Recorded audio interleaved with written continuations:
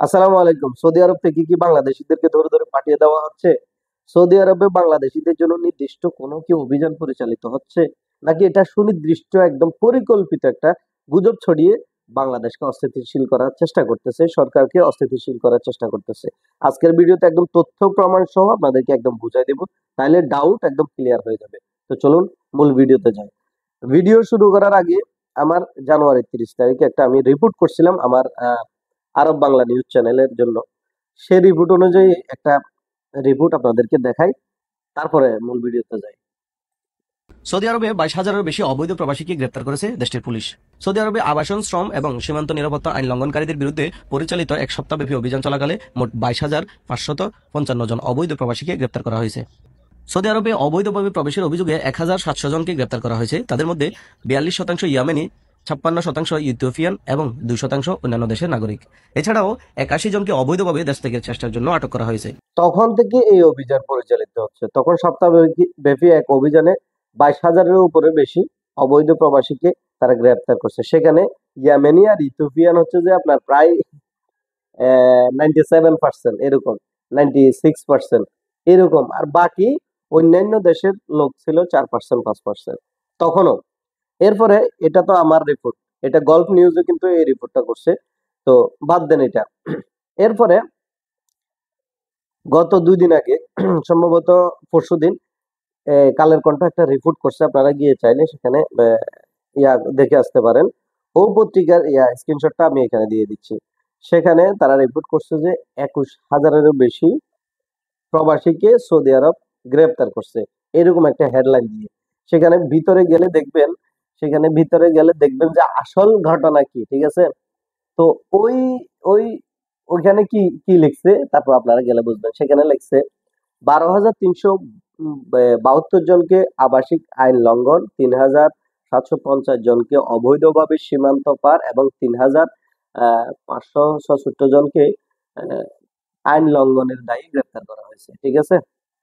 এটা হইলো এই মানে কয়জনকে কি কারণে গ্রেপ্তার করছে। এরপর দেখেন তারা কত পার্সেন্ট কোন দেশের।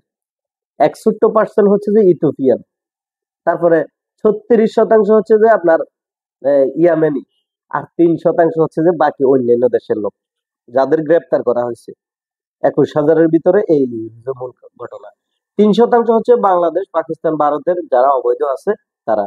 ওখানে বেশি ইয়ামেনি আর ইথিওপিয়ান। ওখানে যুদ্ধ চলতেছে, যার কারণে অবৈধভাবে সীমান্ত দিয়ে পার হয়ে চলে আসতেছে।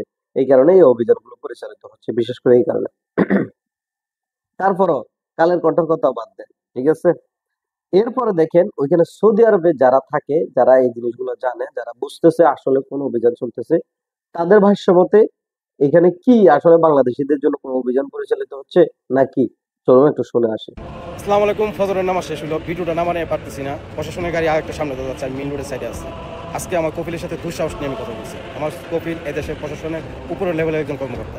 আমি স্পষ্ট বলছি যে ফিলিস্তিনি নিয়ে আন্দোলন করার কারণে আজকে আমাদের বাংলাদেশিদেরকে ধরে দেশে ভাড়া দিচ্ছে, এটা কতটুকু সত্যতা। উনি স্পষ্ট বলে দিচ্ছে এখানে এটা কোনো সূত্রই এখানে নাই। দেশে প্রশাসন নির্ধারিত একটা অভিযান চালায়, এই অভিযানের মধ্যে ইন্ডিয়ান, বাংলাদেশ, পাকিস্তান, নেপাল কোনো ভেদাভেদ নাই। যত অবৈধ লোক আছে তাদেরকে ধরে ধরে দেশে পাঠানো হয়। তো স্পষ্ট ভাই, সকল প্রবাসীদেরকে বলি ভিডিওটা শেয়ার করবেন, সৌদি আরব প্রবাসীদের চোখে নজরে যাতে আসে। যত বাংলাদেশি অবৈধ ভাইরা আছেন একটু সতর্ক থাকবেন, কিছুদিন অভিযান থাকবে, ক্লিয়ার হয়ে যাবে, যা যা জায়গা থেকে সুন্দরভাবে কর্ম করতে পারবেন। এরপর দেখলেন যারা সৌদি আরবে আছে, মূল যারা বুঝতেছে তারা আসলে জিনিসটা কি বলতেছে, কিভাবে পরিকল্পিতভাবে মানে এই গুজবটা ছড়ানো হয়েছে, তার একটা নমুনা, হালকা করে একটা নমুনা আপনাদেরকে দেখাই, তাহলে বুঝতে পারবেন।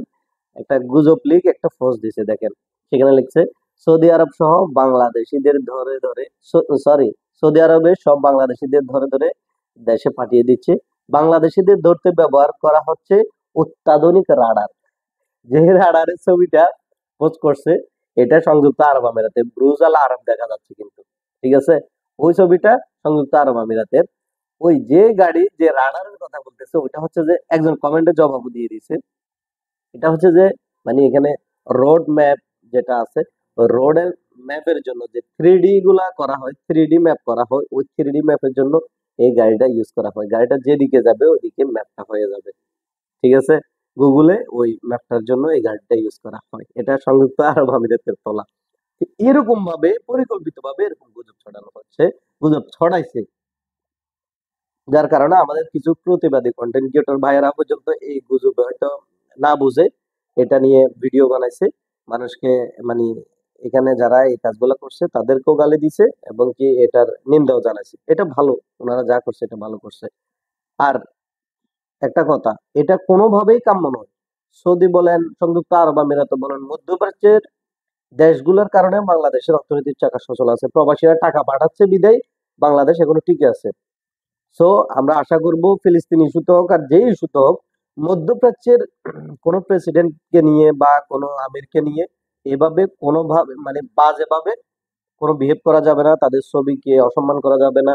বা মধ্যপ্রাচ্যে যারা প্রবাসীরা আছেন, আপনারা যেই কিছু পাইলেই শেয়ার করিয়েন না, এগুলো আমাদের জন্য একটু ক্ষতিকর হতে পারে। সো সাবধান, কোনোভাবেই কাম্য নয় এটা। আর যেটা কথা হচ্ছে যে এরকম ভাবে পাঠিয়ে দেওয়া, মানে হুটহাট করে ভিসা আছে সবকিছু আছে পাঠিয়ে দেওয়া, এটা কোনো দেশের কূটনৈতিক পর্যায়ে পড়ে না, কূটনৈতিক যে নীতিমালা গুলো আছে এই নীতিমালার ভিতরে পড়ে না। সো গুজবে কান দিবেন না, গুজব থেকে সাবধান। আশা করি ব্যাপারটা বুঝতে পারছেন। ধন্যবাদ সবাইকে, ভালো থাকবেন, সুস্থ থাকবেন।